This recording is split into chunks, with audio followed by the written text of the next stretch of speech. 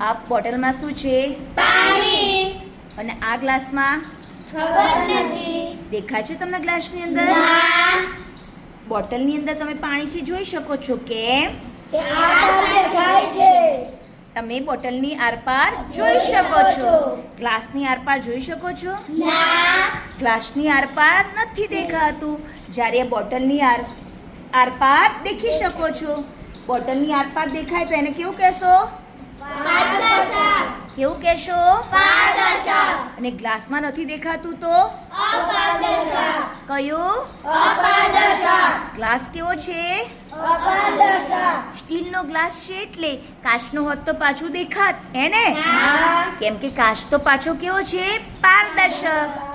હા, જેમાં દેખાય એ પારદર્શક, ના દેખાય એ અપારદર્શક. આ તમને કાગળ દેખાય છે? હા. લાવો તમારો બલ્બ છે તમારી જોડે. ઓકે, કાગળમાં તમે લાઈટ જોઈ શકો છો? હા. મસ્ત દેખાય છે કે ઝાંખું દેખાય છે? ઝાંખું. ઓકે, થોડો પ્રકાશ દેખાય છે, થોડો દેખાતો નથી. તો થોડુંક દેખાય એને આપણે પારભાષક કહીશું. કેવું કહીશું? પારદર્શક.